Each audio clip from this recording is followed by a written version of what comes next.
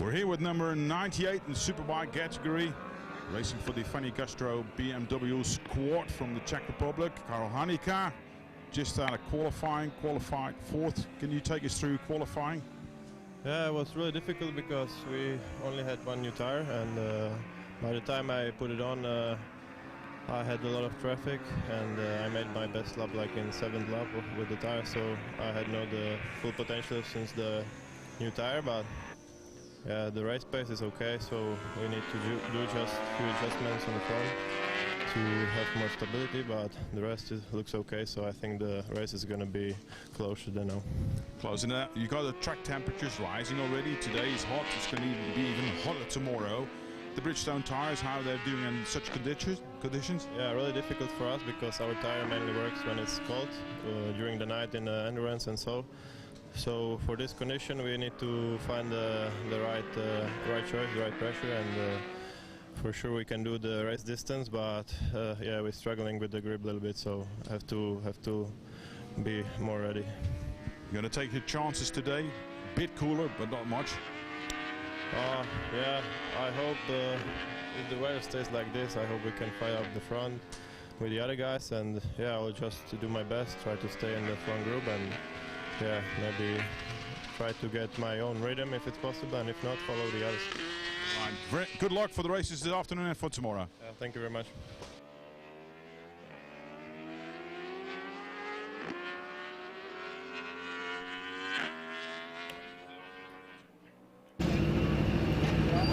Alright, a very warm welcome back again here, a sunny Sunday afternoon at the Pannonia Ring in Hungary. You are here with the Alpe Adria International Motorcycle Championship, and we're looking at the grid for the superbikes. The superbikes, yeah, a little bit later than you would have expected from us because of the fact that we also have the World Sidecar Championship here present here in the Pannonia Ring. And they just had their race, and so forth. We were a bit later than normal. Nevertheless, we're looking forward to a beautiful race with a fully packed grid. We got at least about 31 contenders on the grid. 14-lap race we're looking forward to, and actually a bit of a surprising pole sitter for everyone who has been watching us before this afternoon. And you can see that the guy on pole position is the same gentleman we have welcomed in the super stock category. It's Mr. Christoph Bergman, who also took pole position in the super bike category. Okay, we're gonna do the commentary here, and my name is Martin van Ellinkhuizen, and I'm not doing this alone, of course, because no, we're doing this together, mate. Yeah, it's correct. Mislav, welcome back. Welcome back to you also, Martin, and welcome back, ladies and gentlemen, behind the little and big screens all around the world, all around the Europe. We are one step closer to finalizing this beautiful, warm Saturday here at Pannonia Ring in Hungary, with the strongest category in our championship. It is, of course, the superbike category, where we have a lot of riders, over 30 riders in this category, which is an extraordinary result considering this is an expensive category, and of course the strongest one. So it's really nice to see a full grid in the strongest category. Yeah, good to see. We just saw the number 13 on place number 13. That was the yellow Yamaha of Ville Valtone, and he's the only one on Michelin tires. So we jumped straight into this. This championship is open for all types and all brands of tires, which means that our pole sitter, Mr. Christoph Bergman, is from the Wojcik Racing Team, riding the Yamaha R1M with the Dunlop tires. The first starting row will be completed by Philipp Steinmeier from Austria, ASR Racing Team, also on the Yamaha on Dunlops. And third place is for Pavel Skopek from Poland, Pazera Racing, also on a Yamaha with Dunlop tires.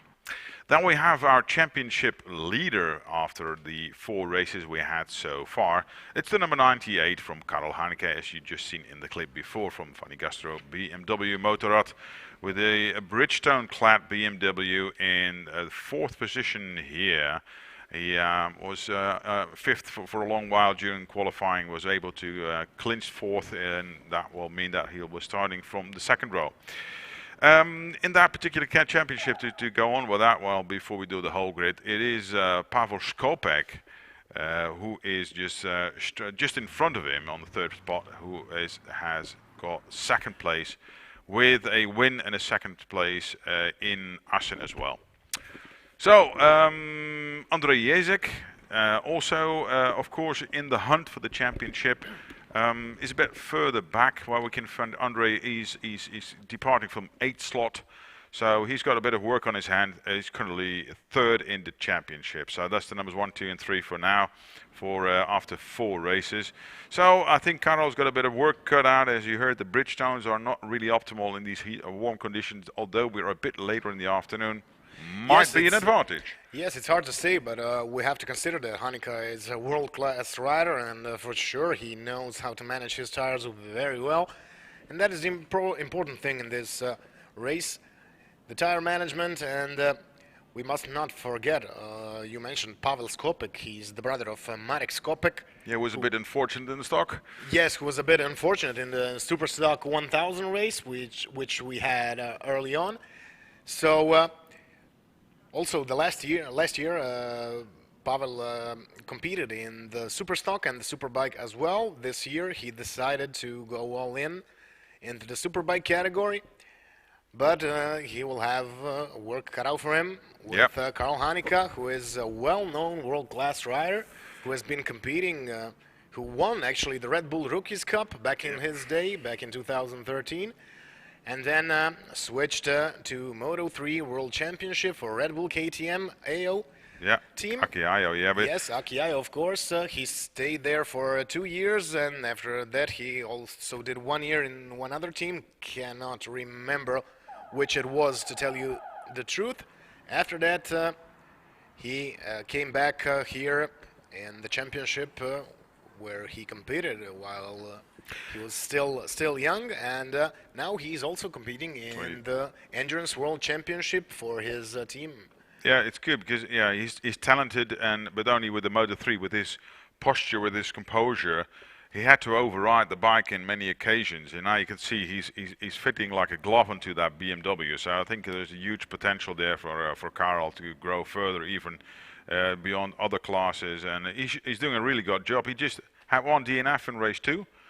And otherwise, he's had the full amount of points to his credit. So only 5 points in between the numbers 1 and 2, and then another 6 points behind that is Andrej Jezek, teammate to Karel Heineke, and also vastly experienced, the Czech Republic. 2 guys from the Czech Republic for that Fanny Gastro BMW team. Yeah. It is good to see that we have got a really nice mixture of riders, a full grid with a lot of potential.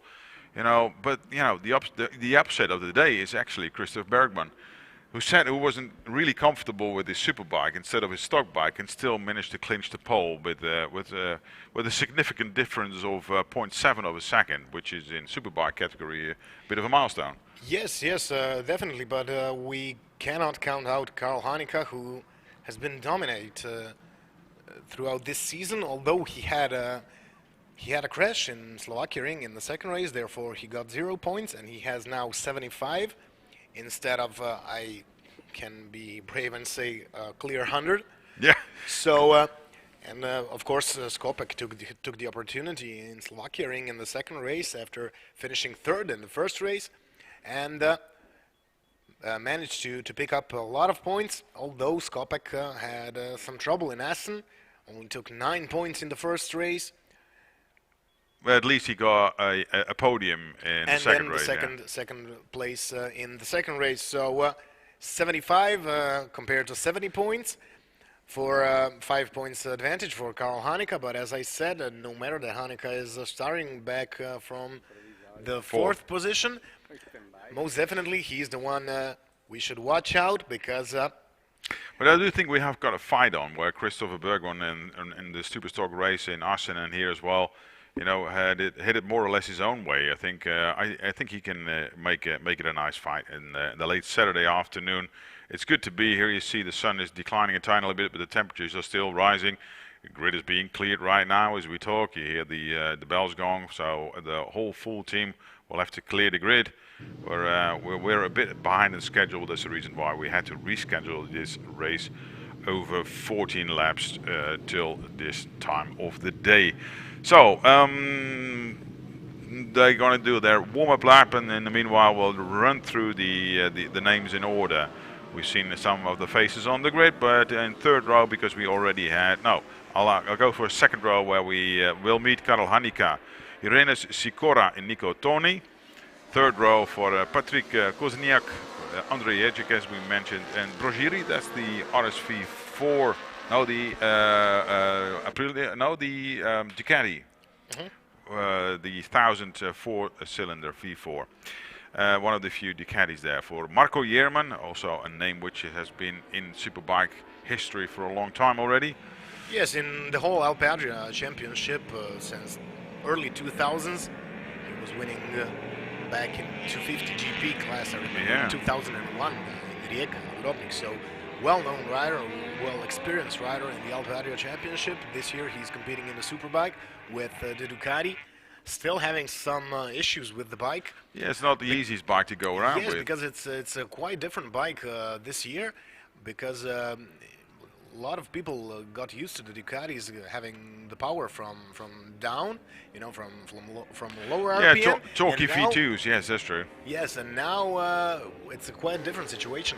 It's pretty much similar to the two strokes. It has only high RPM, and it's very let's say it's not so powerful from the lower RPM as earlier days. Yes. You have to ride it differently, although the Panigale, the latest versions, were also known for quite the amount of rest they were able to handle. So it is getting used to, but you can see that even in World Championship, now everyone is friendly with it. We see it in BSB, British Superbikes, where we saw Scott Redding getting used to it, where there is, but there is potential there. It's good to see that also in this championship, the variety of bikes is still being presented. Fourth row for Hannes Schaftzal and Mr. Bartolomeo Moransky. Then we have the earlier mentioned finish. The number 13 is there, as we mentioned, the guy who's racing as the only rider on the Michelin 10, the Michelin tires from Finland, Ville Valtona.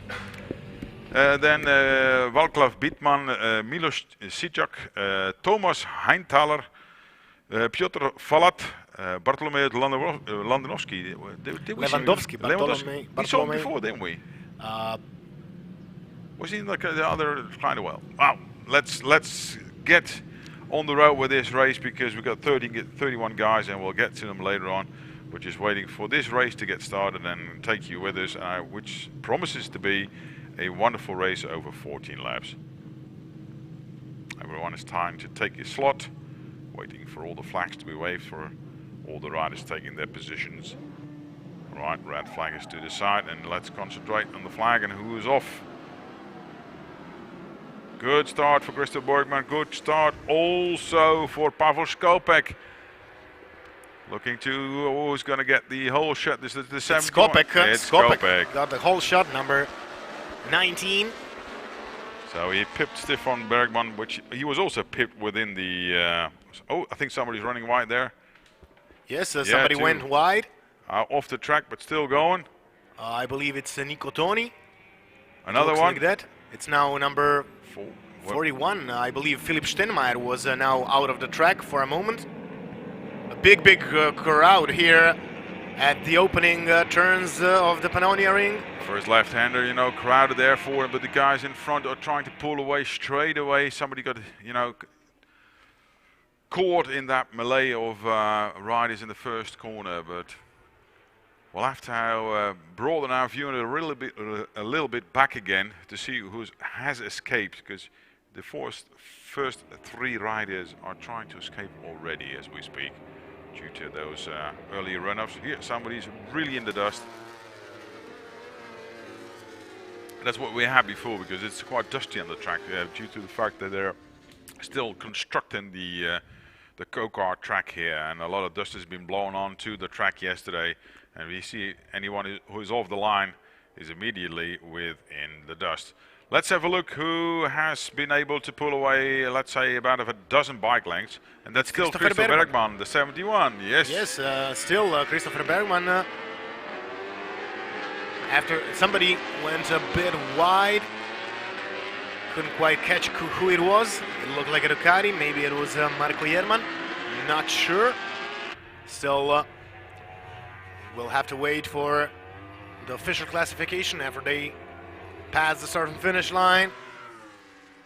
It is Bergman, and then we have to wait a tiny little bit for the number 2, which was Nico Toni, yes, for Pavel Skopek, for Kalle Hanika, who was conceded his 4th position, for Andrei Jezik, who made a good start to 5th, for Philipp Steinmeier, Hannes Schaftzal, Marco Jerman, as we told, still experienced enough to be there, and not such a good start for Ina Sikora and Brost Jiri. So who are we missing from that front row, which we mentioned before? Yeah, Steinmeier, he dropped back from 2nd position on the grid to the 6th position right now. But what a start for Bergman and Nico Toni. It's a very, very good entrance into the first laps of this beautiful superbike race. Yeah, and I had hoped, because if Christopher Bergman is pulling away in the manner he's doing right now, like he did before, it will be really difficult to catch him, because his pace is constantly within the 154, 155 bracket. So who's going to catch him? That's the real question now. Yes, and he had some time to rest now. Somebody is off the track. Too far beyond our sight to conclude who it is. Wheeling back. Somebody went wide. Was that Marek Skopek? Sorry, Pavel Skopek. I believe that was Pavel Skopek, number 19. Yes, it's number 19. Pavel Skopek made a big mistake. He's now behind Marco Jerman, who is on the 7th position.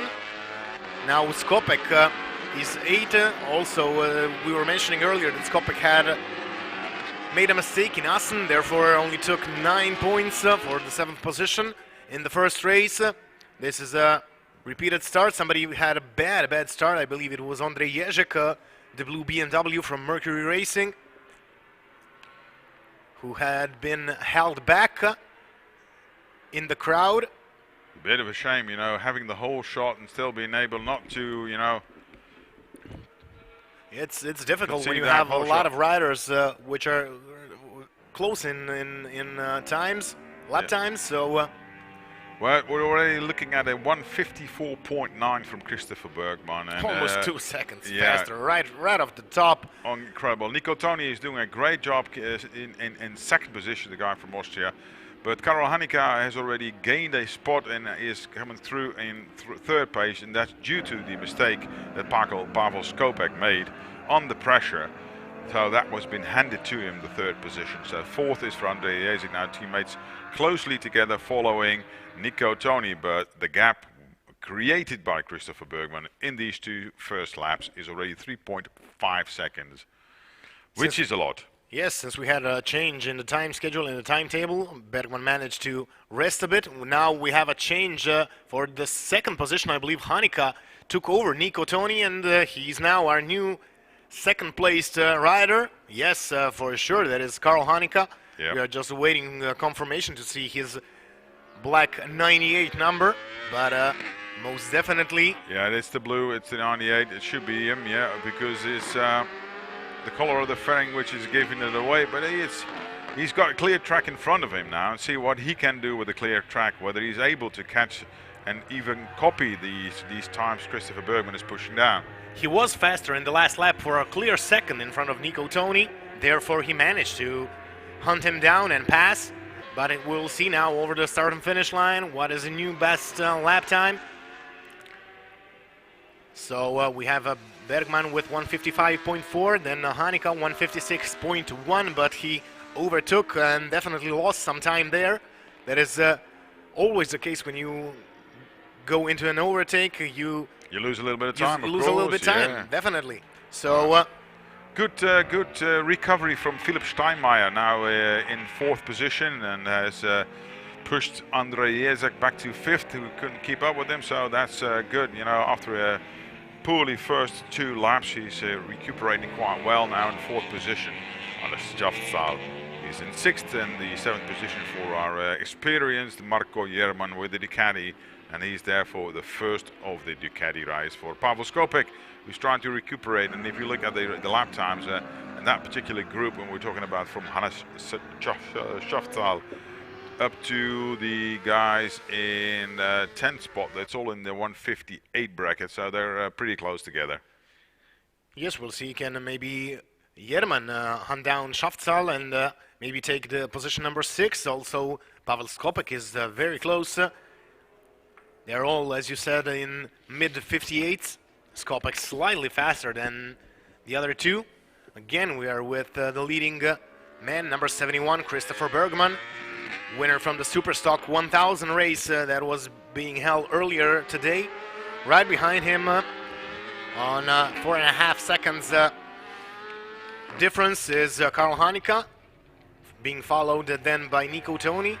Half a second splitting those 2. All right, we're going to look at the next passage here at the start-finish line, because then we'll have to look. Last lap for Christoph Bergman, and 155.5 again. And now see what Karl Hanika can do with a clear track in front of him. That's a 156.4, so he's not gaining, but still losing time. Almost 9/10 of a second, which means that the gap between the numbers 1 and 2 is 5.5 seconds in total.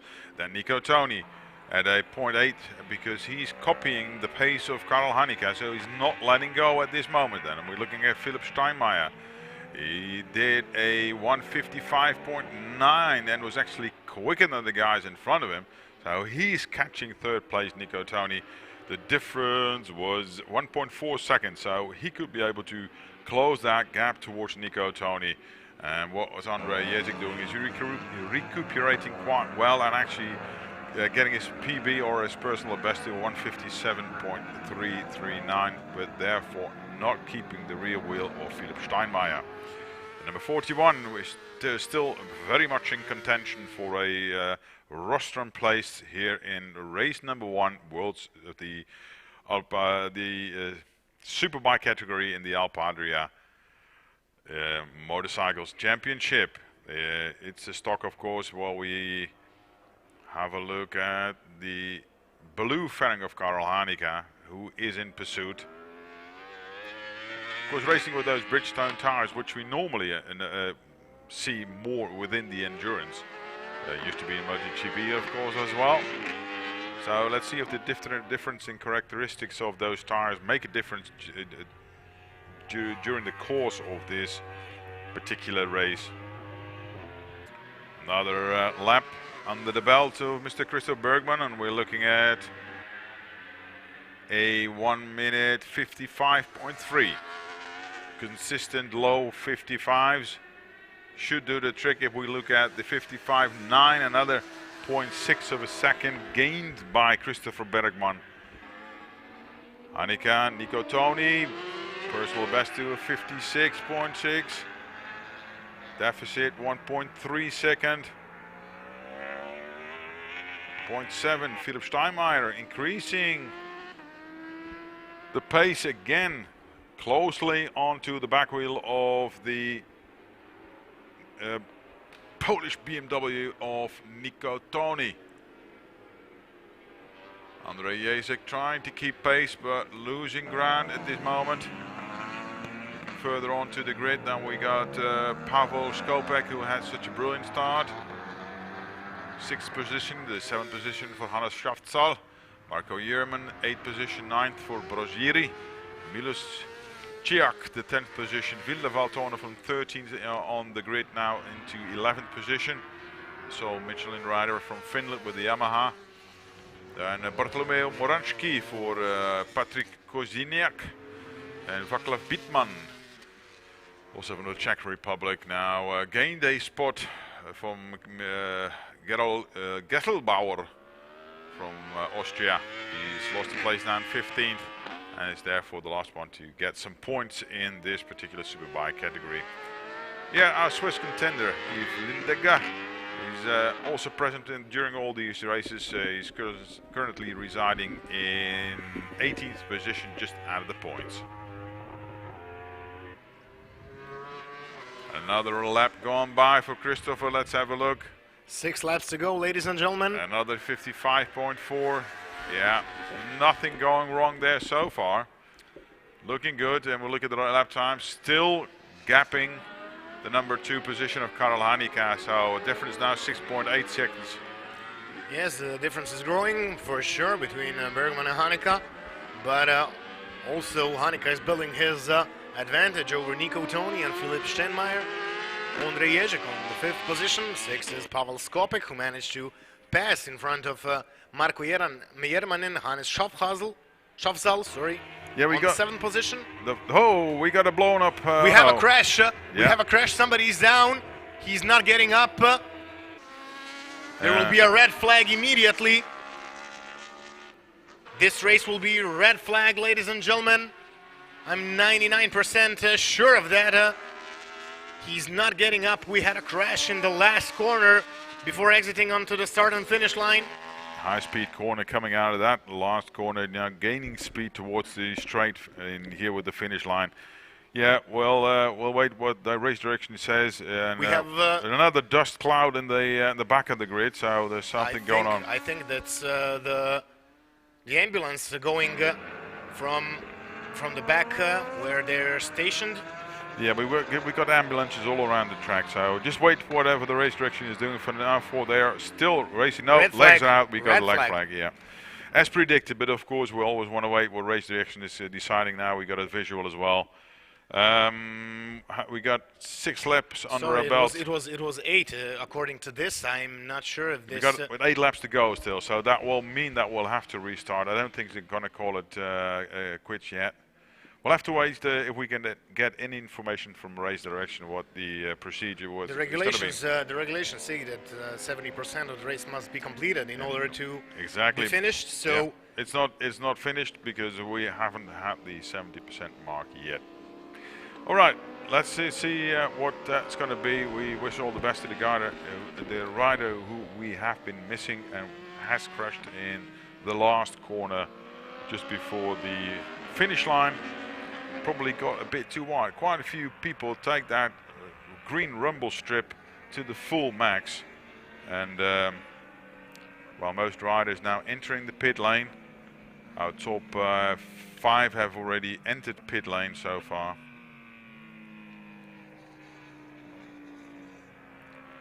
And running wide on that rumble strip might have caused this accident to happen. We'll wait for confirmation to see whatever has been going on there.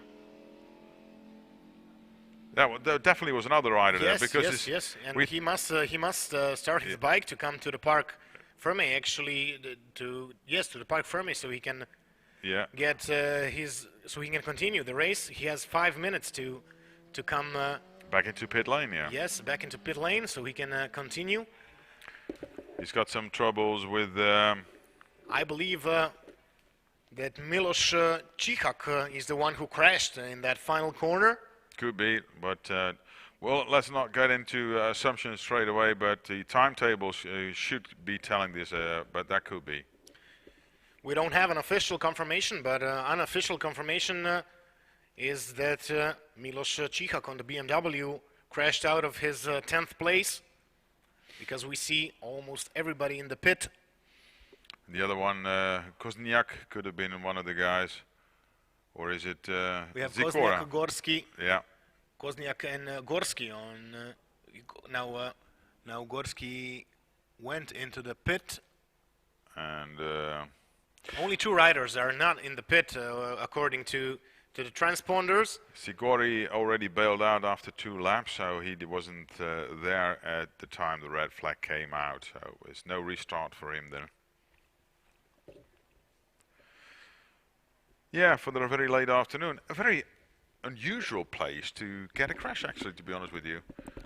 It's not so unusual. when you go around the track and when you see how fast that corner is and how unpredictable it is, and It just ran wide. yeah, and not just that, it's you have a lot of bumps in that Ah. corner, and Caught out. yeah, when you get caught up, it's really difficult. So don't know what to say. Hope that the rider is okay. That's the most important thing, just get confirmation that the rider is okay.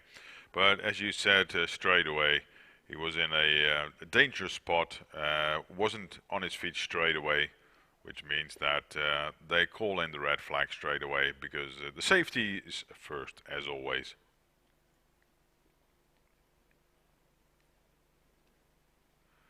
Yeah, the other guy's still stuck in the sand pit. He's digging it out now, right?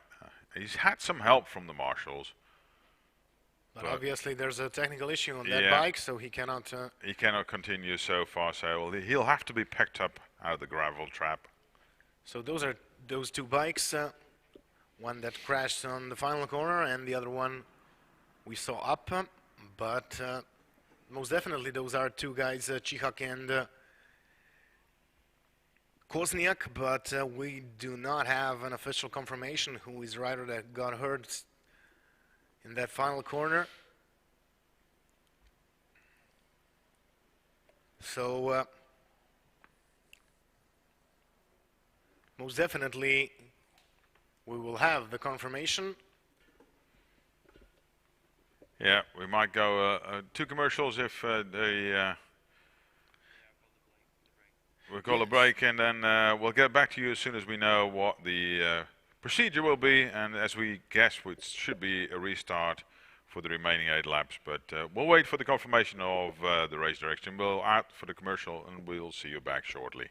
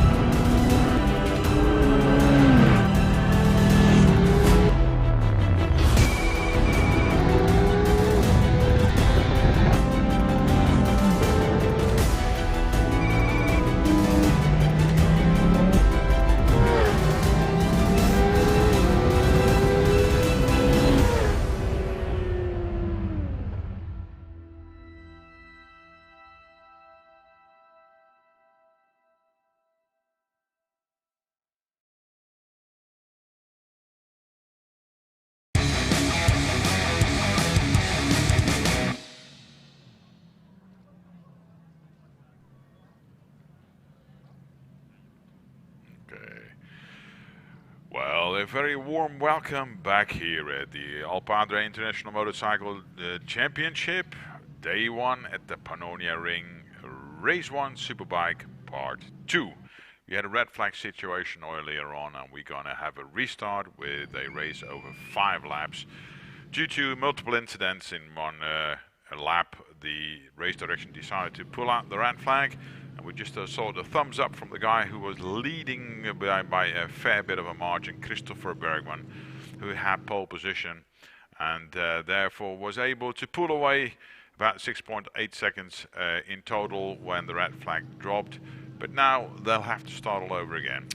Yes, we will be having a quick restart procedure, so we won't have 5 minutes to start, 3 minutes to start, and 1 minute to start. We have 1 minute and off they go. And 30 seconds, and then off they go. But still, since the crash was in lap 6, yeah. Well, yes, lap 6. But so they took out a couple of laps. A couple of laps, and now we have 5 laps to go in this Superbike. Well, race 1? Yeah, second chance for Karel Hanika, who started from 4th position, had a bit of a difficulty in the beginning to get through the field, and was able to get to the 2nd position when then the difference was already made by Christopher Bergman, and he set such lap times as Karel wasn't able to catch him. Nevertheless, a good race also for Nico Toni, currently in 3rd position, but he was pursued heavily by Philipp Steinmeier from Austria on the Yamaha. Andrej Jezek couldn't follow that pace, but maybe he's got another idea. And Pavel Skopek was actually the whole shot taker in race part number 1. Manages to go off track and therefore had to do it all over again. He was in 6th when the red flag fall for Hannes Schaftstal, Marco Jurman, Brosgiri, and Ville Valton. That's our top 10 at that particular moment. And well, we're up for a sprint race that will make a difference again, of course, because then they don't have to really save themselves, although it's a bit late for the Saturday afternoon. Few of them might have thought they would be having a barbecue right now, but at this moment they still have 5 laps to go. We have a full grid. We had a full grid of at least 13 contenders, but we lost a couple now, so we're down to 26, 27 out now, because yes, 26 riders on the track. Still a huge amount for a late Saturday afternoon in June. But race 1 of 2, of course, in the weekend is our 3rd racing weekend for the Alpe Adria Cup. After the Slovakia Ring and Assen in the Netherlands, we're back here in Hungary for race number 5 and 6 in the Superbikes. So we'll see if Karel Hanika can maybe pull something out of his hat and maybe join Christopher Bergman in his lead and maybe fight for the victory. Yeah, although Bergman was much faster, and even when Hanika took the 2nd position and had a clear track in front of him. Yeah. So it will be very difficult for him, but also we have to consider that it's possible that the rhythm has been disturbed a bit. Yes. Yeah. Although we are talking about Christopher Bergman, the guy, he's like a metronome. The guy who came straight out of the World Championship back here. So no underestimating. Well, we saw him having difficulties getting off the line already twice, but correcting that one mistake already within the 3rd corner and then pulling away again. So let's see if Karel Hanika can make a bad start for Hanika. Very bad start. He was so late. He wasn't prepared for the lights at all. He loses everything. We have a Bergman in the front. Jezek goes 2nd. 3rd is Pavel Skopek, number 19. Good start again for Pavel. For Skopek. Yeah. Yes. Immediately off the line, Skopek takes the 3rd position. We had a situation for one of the BMWs. I saw Hanika slot in at 6th or 7th position, but Bergman had a really good start this time. 3 times lucky, 2 times he had a bit of a difficulty getting off the line, but this time it was a clear start, clear track, and a wonderful hole shot for Christopher Bergman. Ondrej Ježek now sees his opportunity to take a good position here. Currently on the second place. Still waiting for the first sector times. Bergman way in the front. Clears out a couple of tenths in the first few quarters. Yeah, he's got a clear track in front of him. He knows the way. He's found his rhythm. Ježek and Skopek on the second and third position. Yes, Skopek holding on to his podium place. Yeah, good opportunity to set right what he did wrong in part one when he got off track. And now he's got a chance to do it all over again, and he's taking full advantage of it. We'll see. We'll see how he will manage as the race progresses. Although we only have 5 laps, we are in the final sector of this first lap.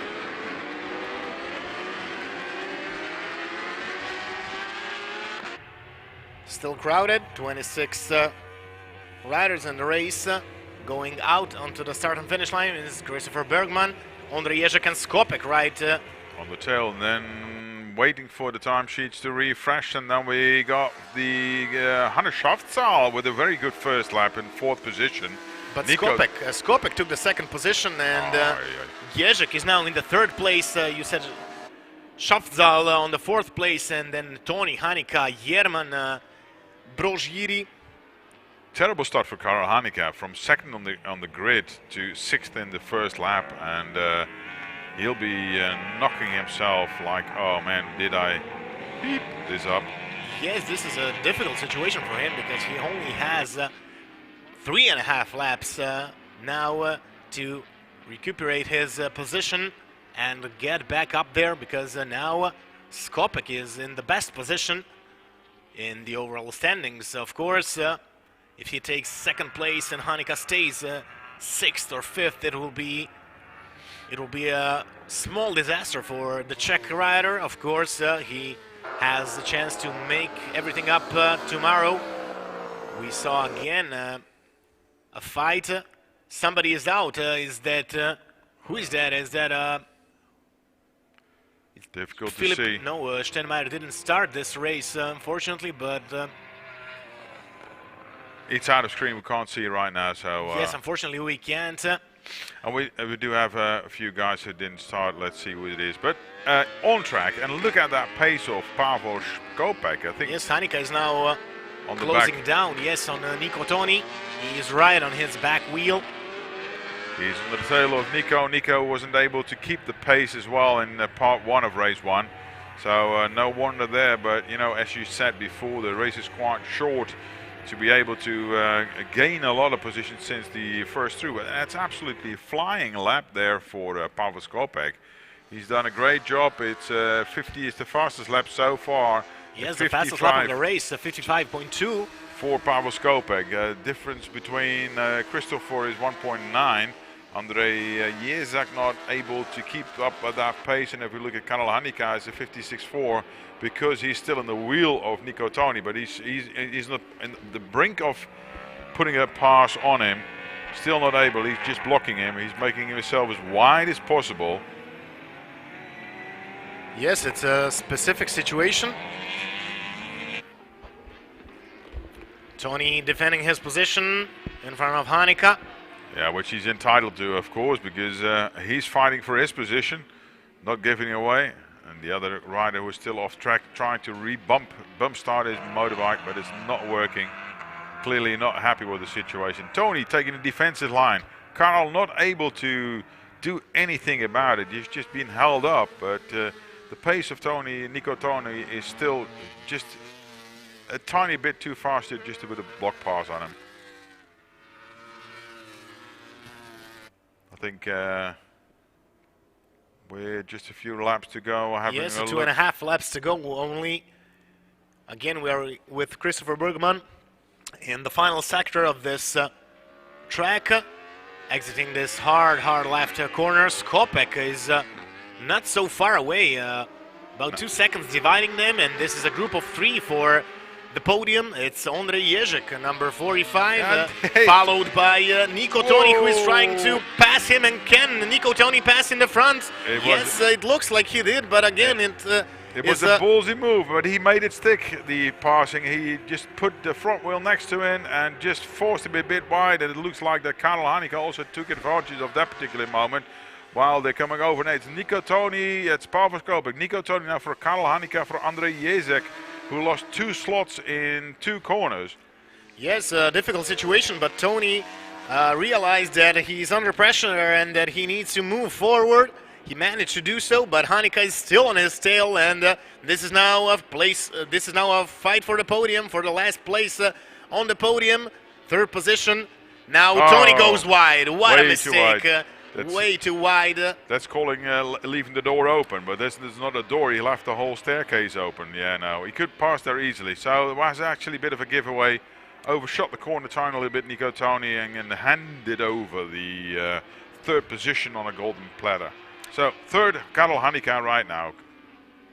Yes, too bad for Toni, who took the wrong entrance and then left, as you said, the staircase open. We are now looking at Christopher Bergman, who is unstoppably going for the 2nd victory of this beautiful Saturday, after he took the victory in the Superstock 1000. If you've just joined us, now he is on the verge of winning in the Superbike. Well-deserved win, but do not have to shout too early, because we'll first have to finish. But he's doing a sterling job right now. Yes, again, he's in the final sector, entering in those final 2 right corners before exiting onto the start and finish line. Again, we are awaiting him in this double right corner, which exits onto the straight. Beautiful pictures here on the Hungarian mainland, where the sun getting lower towards the horizon. Are we towards our last lap? We are in the final lap. We are in the final lap already. Descending sunshine, looking at the numbers 2 and 3. It's Karel Hanika in 3rd. Nico Toni is in 4th. It's Ondrej Ježek in 5th position. Then it's waiting a few moments time for the experienced Marco Jerman in 6th, 7th position for Hannes Schaftsal. And Moravski, 8th, 9th position for Ville Valtone. And top 10 is completed by Mr. Bittman. We are looking at Pavel Skopik, who made a little mistake here, but still manages to hold on to his 2nd position. He should have had enough in the pocket not to be threatened for a 2nd position, but therefore loses touch to Christopher Bergman. He did a great job trying to pursue him in these first laps of the 2nd part of race 1 here in the Superbikes. Nevertheless, we're watching Christopher Bergman cruise towards his 2nd victory of the day. And a well-deserved victory, to be honest with you, because it's all on his merit that he was able to pull away on those occasions. Yes, an outstanding performance from him today. For sure, he will be the man to beat tomorrow.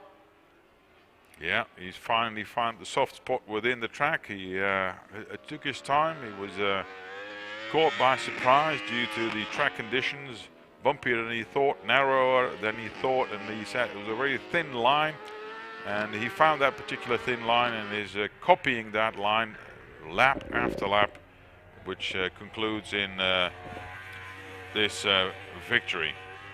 And out on the start and finish line he goes. Christopher Bergman takes the 2nd victory of the day. Now he has won in the Superbike category. Skopik comes in 2nd, 3rd position for Karel Hanika, 4th Nico Toni, then Ondrej Ježek, and we are waiting for Marco Jerman to come over the finish line with his Ducati.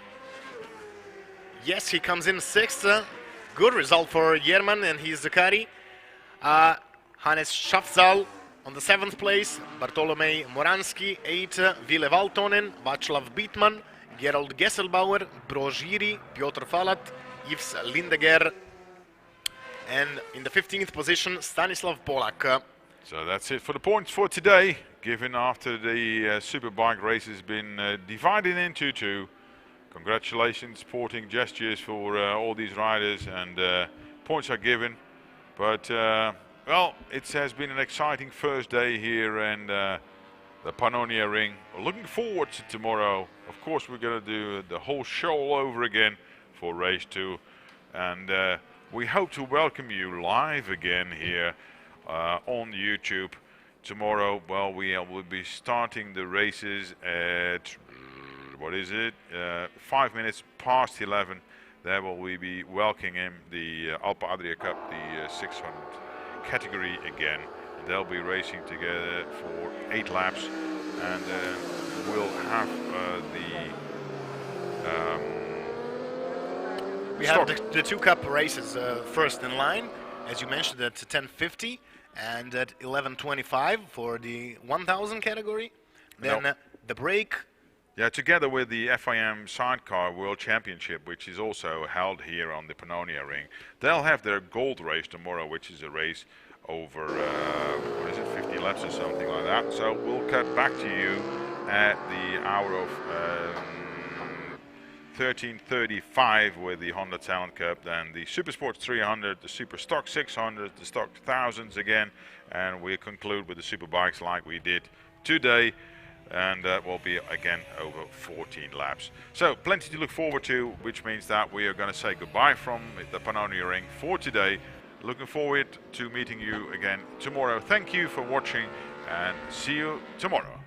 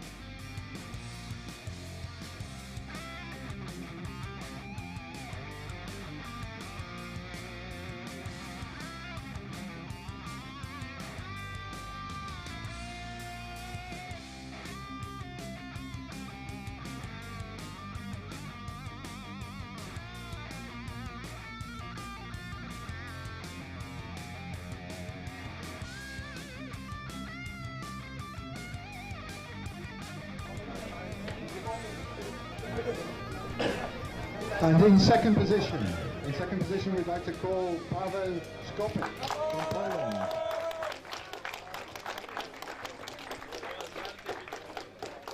Congratulations, Paweł.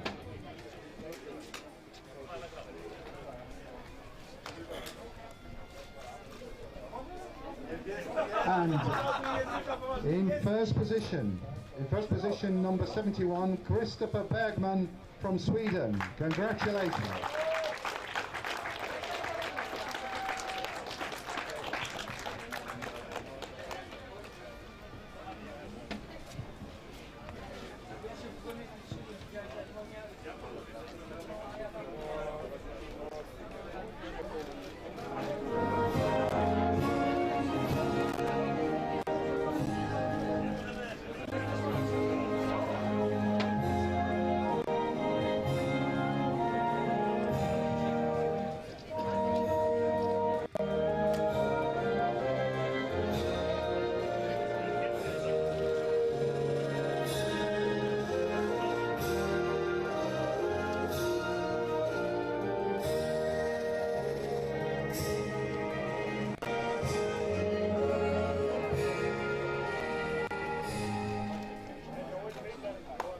Congratulations, gentlemen, and thank you very much.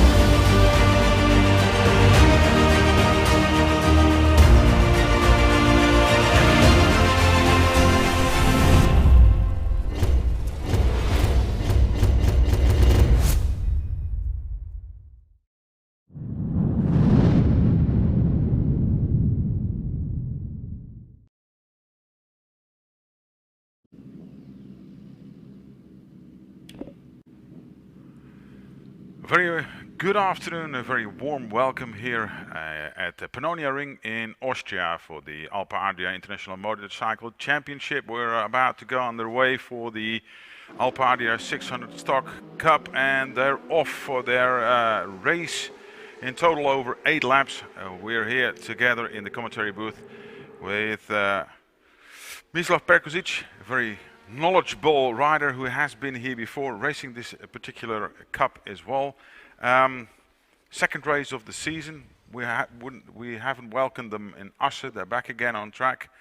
Tell us about the Pannonia Ring, Mislav, because we're on our way, and let's see if the pole sitter Michael Lalovic and Viktor Ostrovitsky, they can go for it. We got a nice variety of bikes going on here. And could you tell us in short what the Alpe Adria Cup is about? First, good day and welcome everyone. We are, as you said, at the Pannonia Ring in Hungary. This is the third round of the Alpe Adria International Motorcycle Championship. We have also a crash, I must I must add, at this moment, we are not still sure who crashed out of this Alpe Adria Cup 600 race. This is the first race of this weekend. And we here have 15 riders. Now we see again a crash. Rider is okay. He gets up immediately. Back with the leaders. It looks to be Michael Lalovic who was able to depart from pole. He's got the leading position, and we're on our way and trying to get everything sorted out. We'll have to work what we have at the moment, and we're running into some technical difficulties, so our apologies from this side. We're trying to work whatever we've got available right now, and some technical issues are preventing us to get us the full data to report straight on this particular first race here in the Pannonia ring. So this is the reason why we had to start in the way they do. 2 falls already in the first lap. Tricky conditions, as we heard after the qualifications this morning. Track was a bit slippery due to some dust, heavy winds yesterday during the free practice. Was a lot of debris on the track, and hot temperatures, hot track temperatures, which was quite difficult, and we can see that quite a few riders here within the 600 Cup already being caught out by those tricky conditions. Nevertheless, the first round was for Michael Lalovic, for Viktor Ostrovsky, and Piotr Moravsky. So we got the top 3 coming by after 1 lap, and we're trying to get everything technically sorted out. But it's good to see that we have different brands here in the stock. We got the triple of MV Agusta, the 675 triple, leading the way on track as we speak right now.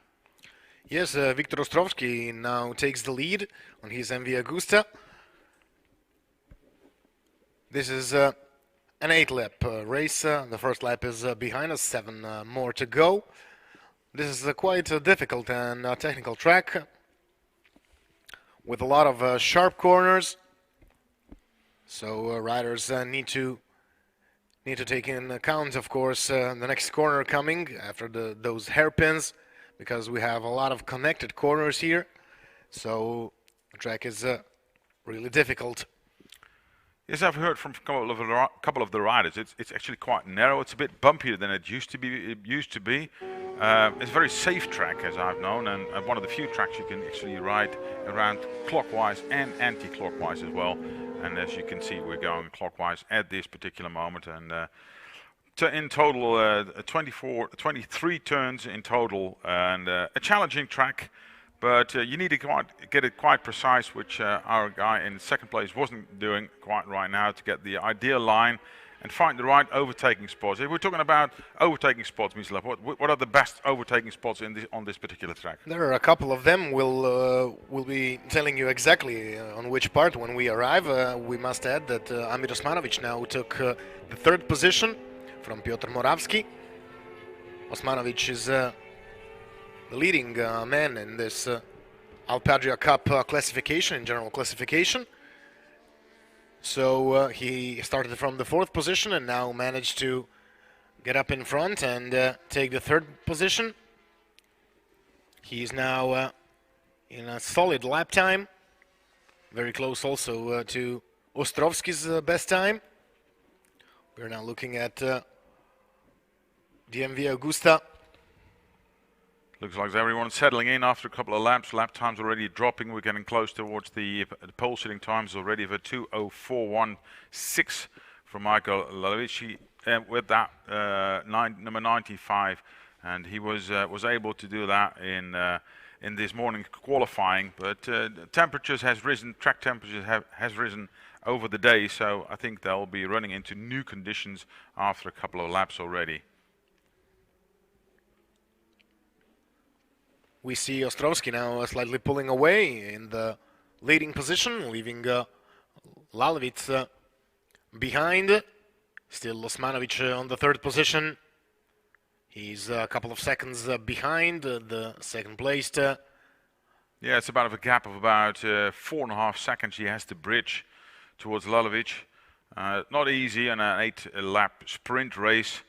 But there we have a small group together there, fighting for 3rd, 4th and 5th position between Osmanovic, Morovsky and Mikulovic with a 6th place, a bit further behind, about 3.8 seconds. Gregor Ulkowski was trying to bridge that gap from the 6th position towards the 5th position, and that will be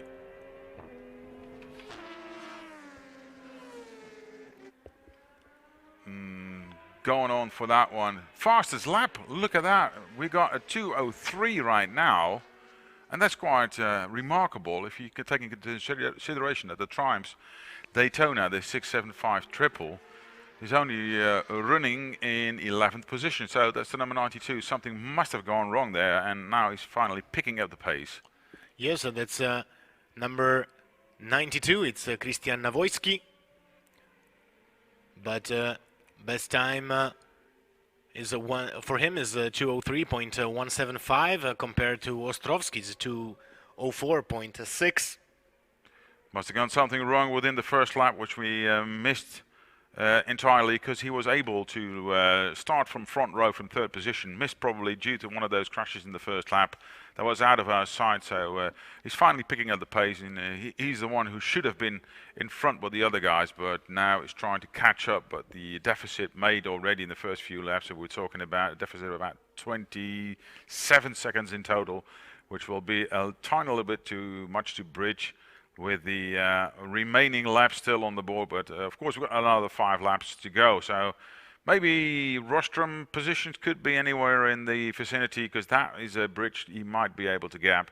Nevertheless, the leading bike still on track is the MV Agusta, the Italian notorious brand, of course, in the hands of Mr. Viktor Ostrowski, doing a last lap of a 2:04.6 and steadily building the gap towards the guy in 2nd place with about a second difference.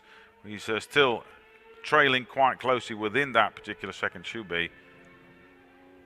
If we look at the timing screen, but on track, I think the situation is a bit different than the time is telling us at this particular moment. Does look like a bit more than a second, doesn't it? If we look on track, that's absolutely more than a second there. Yes, way more than a second. We see it for sure. At least 3 seconds. We got another fastest lap from on number 92, Mr. Christian Navoyski. He's got, yeah, probably. We have slight problems with the live timings here. That's why we cannot pick up the difference between the leading 2. But it's for sure well over 2.5 seconds. Yeah. Yeah, 2.1, we refreshed it. Timekeeping is up alive again.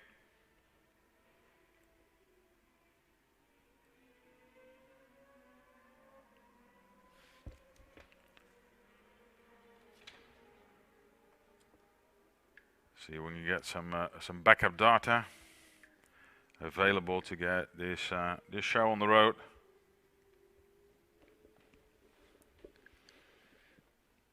Yep, 2.1 seconds right now between the numbers 1 and 2.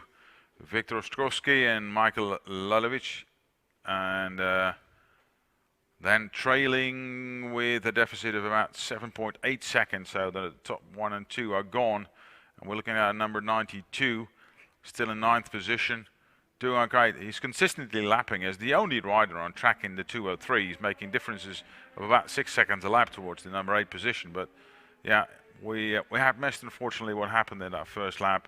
Otherwise, he definitely would have been battling for the lead at this particular moment. Nevertheless, see what's there to be saved, with about 4 laps still to go in this first race of the Saturday afternoon here in the eastern and the western part of Hungary, quite actually near to the Austrian border, in the middle of the countryside. A bit of a jam of a track forgotten by many, but nevertheless a very nice and challenging and flowing track here in the rural area of Hungary.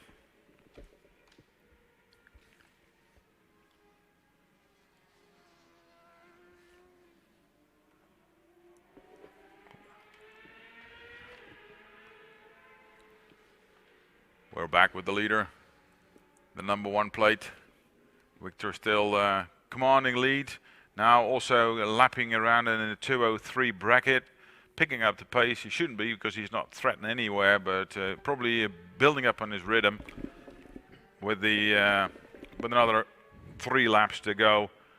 Probably feeling very comfortable, riding as smooth as he can with his 3-cylinder Triumph, not MV Agusta, of course, sorry, we're talking about. We're going to another Triumph in the field, and that's what we're looking at. It's the number 92, and he is already climbed up to the 5th position already, coming from 11th, and still holding the fastest lap with the 2:03.175.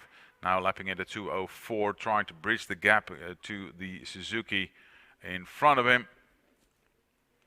And that Suzuki is ridden by Piotr Morawski, and he's lapping at a 2:07 and bridging that gap, which was let's say about 10 seconds. Could be done in a matter of about 2 laps time. It will be a close race indeed. We'll see if Navoyski can close down the gap and maybe threaten for the podium. Most definitely he has the pace, but will he have enough laps to manage to come close? Got a difference here between himself at the moment in 5th place towards the podium, the remaining podium position in 3rd. Currently held by Amir Osmanovic. We're looking here 7 + 4, 11-ish, 10 seconds more. That will be 10, 11 seconds with about 2.5 laps to go. That's a bit much to bridge probably, but nevertheless we'll keep an eye on that one. Still very much clearly and very comfortably in the lead on number 1 plate, Viktor Ostrovsky. And if he doesn't make any mistakes whatsoever, probably can pick up the first win of this weekend. For sure, it will be an easy race for Ostrovsky. Yep. He's way in front. Yeah, but good on him. He's just keeping a steady rhythm. I think that's good for the concentration anyway, because even if you're leading with such a margin as, let's say, about 8 seconds, it's easy to lose concentration. Of course, it's better to keep your pace and get it on. Otherwise, you know. It's always easy to make a mistake, especially in this tight track, which is the narrowest track in our calendar. So riders need to be careful about their entry points and, of course, their exit points as well. Because nowadays, too many tracks have, runoff areas of complete airfield, more or less. Here, if you run off in the gravel trap, which will be end of the game straight away. So keeping it between the white lines is more important probably than some of the other nowadays GP tracks nowadays. Quite safe, but the grass nevertheless is not as grippy as the tarmac is. Yes, but a lot of times when the bike goes out into the gravel, it gets thrown in the air, and then you have pretty much a worse situation. Yeah, then you get your work cut out in the workshop. If they start tumbling over in the gravel trap. Exactly. For example, there are some tracks which have asphalt in the outgoing areas. Yeah, you start sliding though, but nevertheless it should be safe if you're there. Yes, and of course, and if you go out, you stay on the bike. You don't get into the gravel. You don't get. It's a bit of a different type of situation, and for me personally, it's safer because when you slide, the bike just slides and then stops in the tires. Of course, it's safer, and you're not there taking that much risk anymore. And nowadays, you can see quite a lot of riders actually working and calculating with the risk because they know they're not going to get damaged and they're not going to wreck up the bike if they crash. So you see on some of those tracks, especially the younger riders in the Cup class, willingly taking those risks. In this track, it will, present a bill at the end of the line if you just crash here. We had 2 crashes in the beginning of the race. Unfortunately, we were unable to get who it were, but looking at the timetable while we're in our last lap, it probably has been Sylvester Morawski and Maciej Simončić who had those crashes in the early parts of the first lap. He is cruising towards the checkered flag already, and wheeling and already making a bit of a celebrational lap out of it. Viktor Ostrovsky headed all his own way, bridged to the second place, a gap of about more than 2 seconds. Amir Osmanovic still in third, and we're looking if there's any changes in the last second, while that fastest lap of a 2:03.175 remained in the hands of the number 92, Christian Nowowski. We're almost there, Mislav, we're almost there. I think heading towards the last corners, comfortably in the lead. I think he's actually rolling down the throttle already a little bit. For sure, he's already started celebrating his victory, because second place Lalovic is nowhere near, and off he goes through the start and finish line. Yes, Ostrovsky takes the victory. Oh, there we close, mate. It was really on the brink. We missed that. Yes, Osmanovic takes the second position. Osmanovic takes the second position. What an outstanding performance by Osmanovic in the end. In photo finish, for 9,000ths of a second, Osmanovic takes the second place in front of Lalovic, who passes as the third placed man. And right behind them, Christian Nowowski, the fastest lap of the race, 2:03.175. Yeah, didn't bring him towards the rostrum. Nevertheless, a very, very close finish, and it was the Yamaha just in front of the Kawasaki at the last moment. And he left the best till last, Amir, because in his last lap he made his personal best lap of a 2:03.65. So with a bit of a dodgy start, that was it for the first race of today. Our apologies for that, and we of course welcome you again for the next race on the calendar, and that will be the second race in the Alpe Adria Cup, of course, now in the 1000cc category, the superbike category, which will commence at 2:15, and sighting leg will be at 2 o'clock exactly. That's it for this first race already on our belt, and yeah, a few early crashes probably took the needle out of the race already, and could have been exciting more at the front. For the fact that due to these crashes in the first lap, there was already a gap between the leading duo, and Viktor Ostrovsky pulled away clearly, and he's got the first victory under his belt.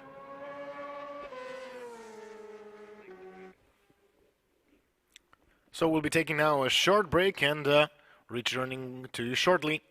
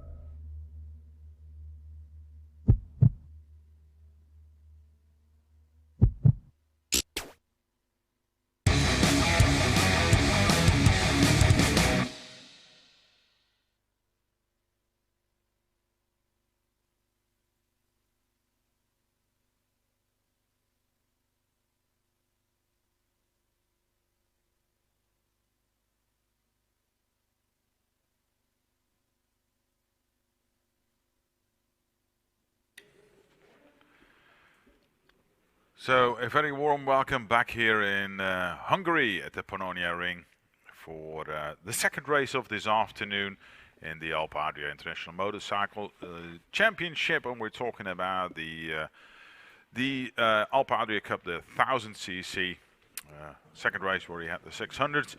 We got a nice complete full lineup with about 22 riders already. I think it's a good sign for the stock. And we'll be commentating on that one on YouTube here. And we won't be doing this alone. I'm here with Mislav Perkuzic. We're trying to get you through this second race of today. And welcome, Mislav. We're gonna welcome back to you as well, Martin. As you said, we are here at our third round of the Alpe Adria International Motorcycle Championship in Hungary at the Pannonia Ring. This is a track which has been in the calendar since I remember, I must say, since back in 2004, maybe even earlier, almost since it was constructed. 1997, isn't it? It's the first time they built this track here? Probably, yeah, a long time ago. Yes, this track has been for sure here for a long time. Yeah. And we now have, as you said, the Alpe Adria Cup 1000 race. We have a really complete grid. We have 22 riders. So this is very nice to see. Just to explain to everyone, these Alpe Adria Cup races, they are our entry categories for newcomers, for new riders who are just starting to compete in the championship. So yeah, and if you look at the lap times, they're doing considerably well. If you take into account that we got a pole position here for Johannes Gruber from Austria with the BMW already with a 1 minute 58 beneath, underneath the 2 minute bracket quite strongly, and he's doing quite well. We're going to the rostrum of our 600cc right now. That was really quite a close finish with we'll have to check that because our timing screen has moved already to the next page. With the winning streak of Viktor Ostrovsky, with our number 95 Mikolalovic at the end, just been able to pip Amir Osmanovic, yes, he's on the second position. Yeah. Managed to get in front for just 9,000ths of a second, and victorious today, Viktor Ostrovsky from Poland.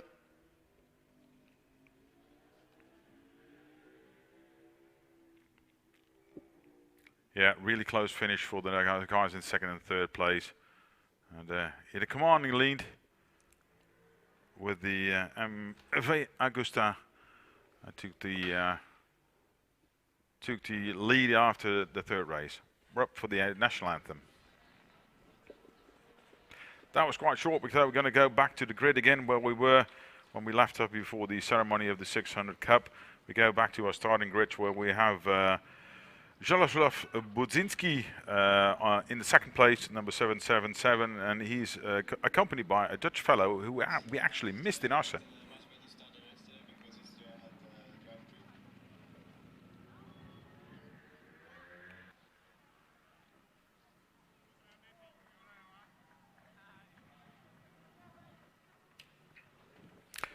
Because this is our third round, as Mislav already said, but the cup only is here in the southern countries of Europe.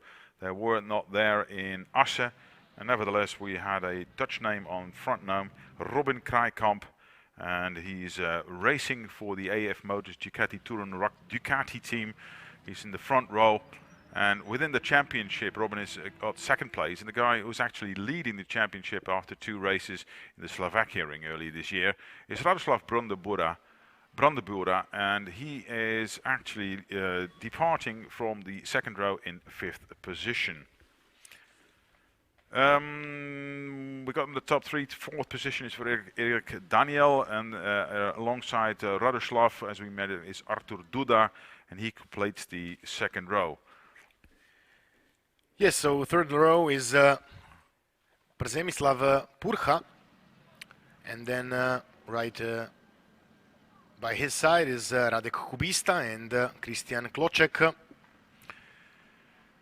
Next right, while the camera is walking over the grid and taking account of several of the riders, we have in the fourth row Petr Stanek, accompanied by Joseph Suster, and Maciej Uklea. thank you for helping me out Maciej there. Uklea, yes, Yeah. he's also with us for the second season now in this cup race. And they're racing the V-twin Ducatis, you know, or is that because we've already seen a couple of those new V4R Ducatis in the superbike category? Are these cars are doing still with the Panigale from last year, the 1199? Yes, because there are a lot of problems with the new V4, and there are much things that are still in the air, as we would say. So not a lot of guys have been so brave to choose the new bike. And also have the funding for it, because they're quite course. expensive to get, you know. We're not talking about cheap bikes to start off with, nevertheless. You can see them up and coming, of course. Riding the BMW for the Silesia team is Artur Bohudcek, for Lukas Novak and Joseph Borbelli. Dan Mariusz Cichowalc, sorry, Andreas Kuril, Marcin Dabrowski, and Wojciech Kolars. Then Bohumil Saroch, Pavel Paldusz and Krzysztof Zajczera. Yeah, and it's lucky to be him, because if we looked at the free practices later on, you have to get into the 110% qualifying time. And if you look at the pole sitter, Johannes Gruber, with the BMW from Werb Techniek Kögler, he has been able to put out 158, which makes the benchmark of 110% for qualifying a lot more difficult. So good to have everyone on the grid, you know, in this particular case, and see what they're going to do for this race, which is of course also for 8 laps, one race of 2, and this weekend here on the Pannonia Ring. Yes, this is our second race of this beautiful Saturday. We have a lot of excitement to come in the upcoming races, so most definitely you have to keep an eye on the upcoming races. We will have the Honda Talent Challenge starting at 2:35, and then the Super Sport 300 at 3:15, and then the Superstock 600 at 3:55. 4:35 is the time set for the Superstock 1000, and last in our program today will be the Superbike race, which is being held at 5:15. So a lot of excitement in front of us this weekend at the Pannonia Ring. Yeah, good, nice, full grid. We saw some very exciting qualifications this morning. We'll talk about that later on, of course. Good to see about 22 riders here in the Alpe Adria Cup 1000cc, preparing for the race about 11 laps. As before, we have already been to the Slovakia and into the Netherlands, into Assen. This is our third race of the season.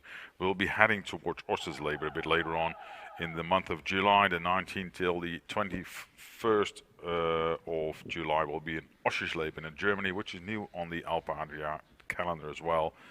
We'll be moving to Grobnik in Croatia the 23rd till the 25th of August, and the whole season of the Alpe Adria Cup will be concluded in Most in the Czech Republic in the weekend of the 27th until the 29th of September. That's already a bit further on the year, but now we're here in sunny Hungary preparing for our second race. Beautiful undulating track here for the 4,740 meters long. The average, they say it's a very narrow track, but 11 to 13 meters is not that narrow, is it? But it is. It is. It is. At it its is. certain Because speed, because 14 is minimum you come across, and a lot of tracks are even wider, 16, 18 meters, like like Brno. So in Czech Republic also, that was a track which was also in the calendar at one point.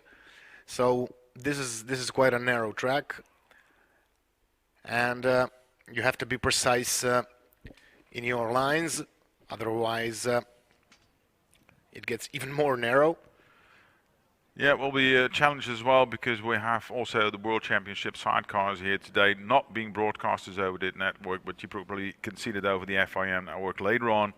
But they'll have to face that particular same challenge. Nevertheless, we're up for the Superbikes in the Alpe Adria Cup right now. Radoslav Brandenburg, a Polish racer from Pazera Racing on the Yamaha, has had a second and a first place, and is ex equo with Robin Krijkamp racing the Ducati from the Netherlands for also a win and a second place. They are leading the Cup Championship right now, and at this moment, you know, the best position is up to, in this moment is for Robin Krijkamp, because he's actually on the front row on the right hand side of the track. Mislav, you've been here before, you know, what's the best position to be in? Is that the outside line, keeping the swooping line? Is the pole position actually the best place to be on the grid? Yes, most definitely, because you have the first fast right corner, followed by a hard hairpin, again right, then small straight, fast left corner, and then again small straight, and again into a hairpin. So it's good to have the pole position as your starting point. So could make a break in the first couple of corners and make the difference already, because it's a really quite a swooping track. You know, you can say it's some hairpins, but they're not as tight as others. But nevertheless, there are some overtaking points available. yes, especially before those tight corners, because you can go in deep, because the ideal line is far from the outside, deep into the corner, and then closing it down to the apex. So it's possible to overtake on those breakings, but as far as Johannes Gruber is concerned, he will go way in front, because he's 4 seconds faster than the second placed Jaroslav Buzinski. Yeah, he's on his own probably. He'll try to bail out straight away. Yes, I believe we will have a fight for the second position between Buzinski, Krijkamp, and Daniel. So maybe Brandenburg also goes into this fight. Could be. If you see these lap times are pretty evenly matched. You know, we're talking about a 2:02.4 to a 2:03.6, and we're talking about second to sixth position. So there could be on for a fight there. Most definitely. Well, we'll have a look at it, because strangely enough, our dear friend Jaroslav Buzinski is written down as a Frenchman. Yes, he probably has their license. Yeah, a French license could be there, nevertheless. He's for GT3 Poland Motorsports. So Permis de conduire. Yeah. So they're trying to get us confused. I think that's it. Nevertheless, we've got Austria, France, the Netherlands, Slovakia, Poland. We got quite an international group here already in the Alpe Adria Cup in the Superbike category. They're still in the warm-up lap. Everyone is just to. Yeah, you saw those tire warmers still on the grid. You know, these operating temperatures of 80 degrees still quite important, even on a hot day as today. Every time the tire warmers are crucial to a rider, because be sure that when they are standing there and waiting for the start, the tires do cool down, and also keep in mind the tires get much warmer while riding than they are when the tire warmers are on them. So what I'm trying to say is that the tires need to build up temperature, and not even tire warmers are enough for what the tires need to be functioning properly. Yeah, was it 80 degrees more or less what they make up? And the fun part is we got all different brands of manufacturers here in the tire. We have got an open policy towards the tire. So we got Dunlop, the first three on the first row. So it's a Dunlop front row at this particular moment. All right, the red flag is still in front. We're waiting for the marshal to go to the side, and then it's waiting for the traffic light to go on, and once it's off, we're on our way for our 8-lap race of today. Whoa, it's a really bad start for our pole sitter Johannes Grubner. He was just sleeping. I think it's a good start for Robin Krijkamp from the right hand side of the track, and now they're heading towards that first swooping corner. Yes, a bad start for Gruber. We'll see at the end of this first sector where he managed to come out, but of course, as we said, he's much faster than the other guys, and most definitely he will go in front. We see him somewhere here near the 4th position. Everyone safely through anyway the first few corners, because there's a tight pack always here at the start of the race with 22 riders on the grid, and fortunately we don't see anyone off the track so far in these first few corners. Everyone is safely on the way.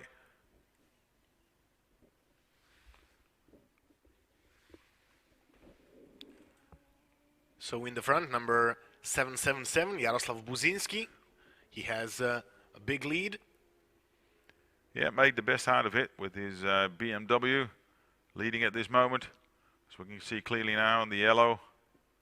Bit of a gap. Yes, bit of a gap, but Johannes Gruber is already passing through and will be coming to the leaders shortly.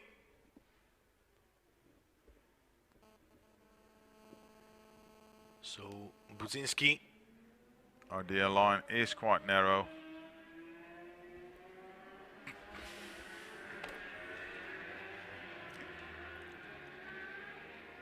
Gruber is on the 3rd position. Already made up a few places after his sloppy start. With the pace set, nevertheless, you know, a few of those guys could have waited with new tires probably due for the race, and we could see some rather quick lap times during the race. Gruber, it's Jaroslav Buzinski leading, as we said before, for Artur Duda, who had a very good first race. For Purcha Krijkamp to 4th position, for Johannes Gruber in 5th. Daniel is 6th, and Brandenburg 7th, and he was the guy who was able to start from the 5th position, so he lost a couple of spots till 7th. For Christian Klocek and Maciej Ukiela. Maciej Uklea. Uklea, it's the other way around, sorry. Yeah. On the 9th, and then Petr Stanek.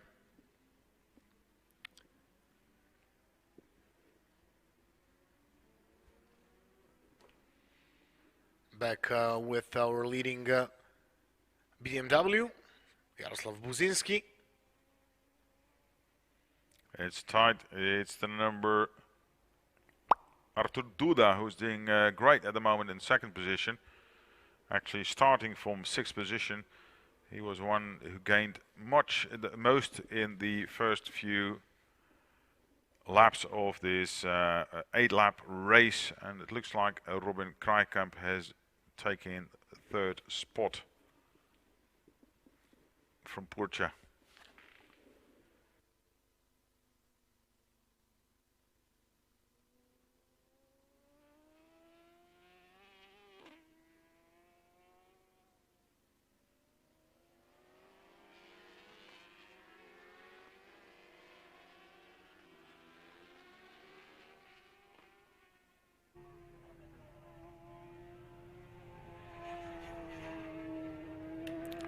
Still Buzinski in the lead, going over the start and finish line. We are now 6 laps to go. Yeah, due to the fight behind him, he's got, you know, all the time in the world to get away. We're looking at the lap times, and I'm quite surprised is Johannes Gruber, who was able to do 1:58 this morning, is not doing anything within the pack, anything faster than the 2:05, which he's doing right now. It's hard to say what happened, but Radoslav Brandenburg just gone into the pit, so he called it quits. Probably some problems there.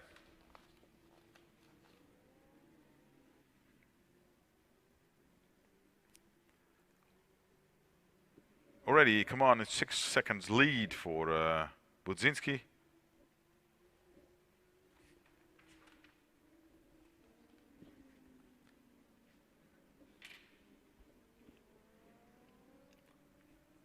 Buzinski way in the front, his best time 2:03.0, fastest lap of the race for Buzinski, and it looks like he will... Yeah, it's the battle for second and third, which is interesting. Hopefully the director will cut to that, and we have the number 7 Artur Duda, we have Robin Krijkamp, while we see somebody being brought in by the Marshall truck.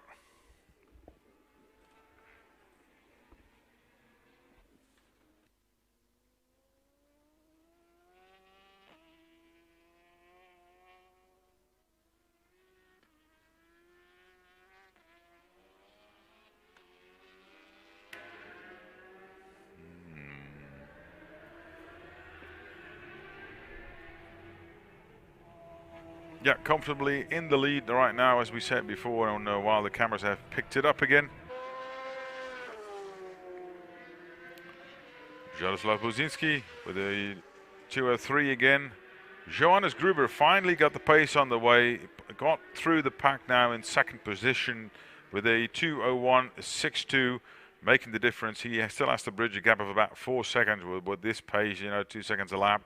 It's only a matter of time will he catch up to Buzinski. Artur Duda still doing a great job in third place for Robin Krijkamp, for Erik Daniel, and Primoslav Pusha in sixth position at this particular moment.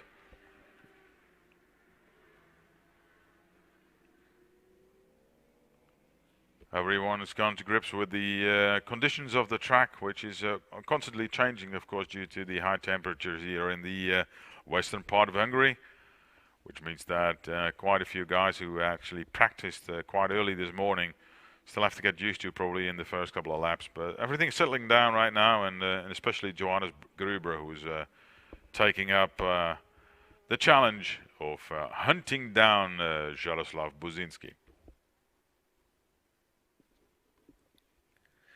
Still no changes in the lead, of course. Gruber is closing down. Yeah, and rapidly. You can see that, the body language is not all that secure of Mr. Buzinski, knowing he's being chased. I think Artur has lost a couple of places here. Yeah, already almost on the back wheel within a lap. We were talking about a deficit of about 4 seconds at the beginning of this lap. Probably he managed to pull that one under 2 minutes yeah, lap. Yeah. We'll have them now over the start and finish line, and that will explain a lot. Oh, already passed him before start finish line. Just dove on, ducked underneath. Didn't wait a split second for passing him, and it's got the clear track in front of him. It's Johannes Gruber, from Austria with the BMW in the lead. Still above the 2 minute bracket, nevertheless. Second now for Buzinski, Erik Daniel, who has gained a couple of places now towards third position here. Artur Duda, as we saw, lost, and Robin Krijkamp, I thought he would be able to go with the leaders, but now in fifth. But don't think he will be too much worried with the championship, because his main rival has pulled out. So this will be a good point scoring position in this case for Robin Krijkamp, with his main competitor within the championship out of order for this race anyway, and hopefully he can get started again for the second race for tomorrow. Yes, we'll see what issue he had, and will he be returning tomorrow? Look at the laps times. We see that especially the guys in third and fourth spot are almost lapping identical times towards Jaroslav, who just had been passed in the last lap. Let's see if we've got a clear track now and then, or maybe you can pick up some pointers from Johannes Gruber and pull away. Otherwise, the other guys, they have a deficit to deal with of about 7 seconds. It should be quite clear for the second position, in this case for Buzinski.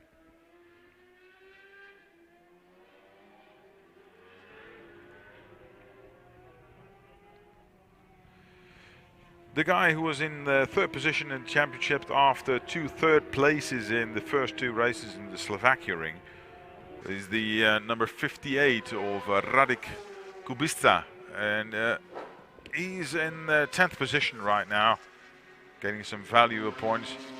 Personal best lap of a 2:06.4 at the moment. He's not picking up the pace of the leaders, and I think Eric Daniel has found something, doing a 2:01.8 right now, and is a lot quicker with this Kawasaki than the guy in second place right now. But he made the difference already in the first few laps, because we only got 3 laps to go, and I don't think that will be enough for Eric to catch Jaroslav, but we'll see. We'll keep an eye out.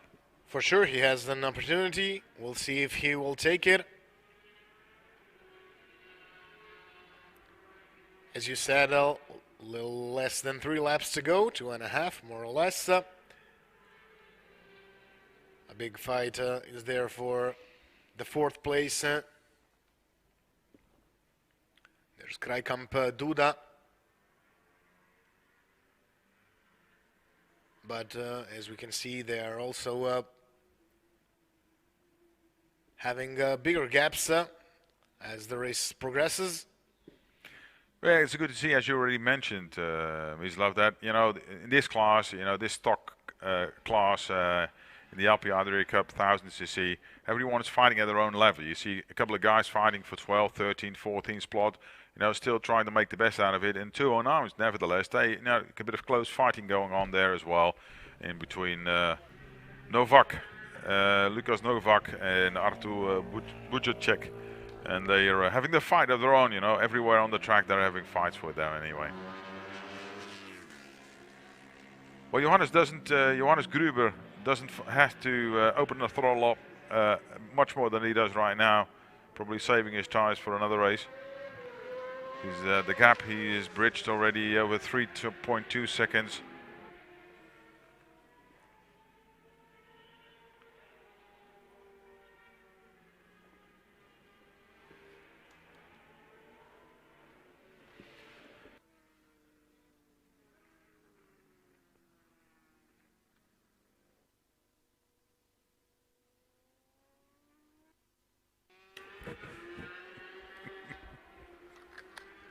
Back with the leader, number 35, Johannes Gruber. His best lap time is still 2:01.3. But you can see he's lapping that consistently. So yes, most definitely he has the pace. He has shown it in the qualifying. We're reminded he went to 1:58. That's extremely fast time. Be sure. Anything under 2 minutes here is really like a dream, no matter if it was a 600 or 1000 cc bike. Yeah, even with these kind of lap times, you'll be competing within the top 10 in either the stock or the superbike. So great effort for him. Yeah, he's from Austria. He might be able to, to race here probably on more occasions. So he obviously knows the track. Otherwise, you won't be able to do consistently those lap times. Yes, this is a track which is, of course, in Hungary, but it's Austrian-owned. So we have a lot of Austrian track days here. So most definitely Gruber is well known to this track, and he's showing us that most definitely.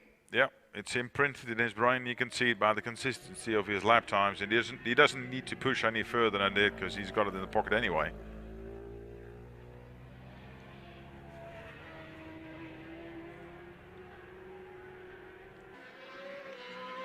So he's into his last lap right now.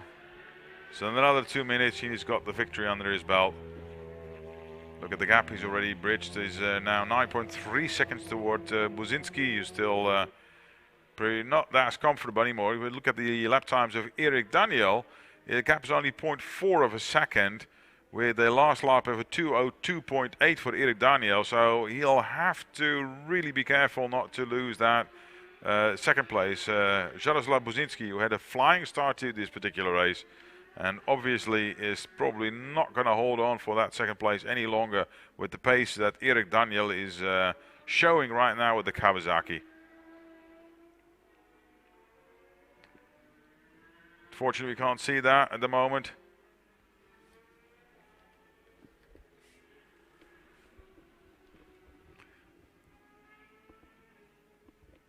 Already a couple of back markers have seen Johannes Gruber come by. He's comfortably cruising towards his victory. Curious what's going to happen behind him for second place. Is it going to be Buzinski, who had the hurry-up go sign maybe from the pit wall, or is it, in this case, Erik Daniel already been passed? Gap again towards the 4th position to Robin Kraaikamp is a bit more. So he's not in that fight for second position. It's just a matter of waiting for start finish to see whether Erik Daniel has done enough.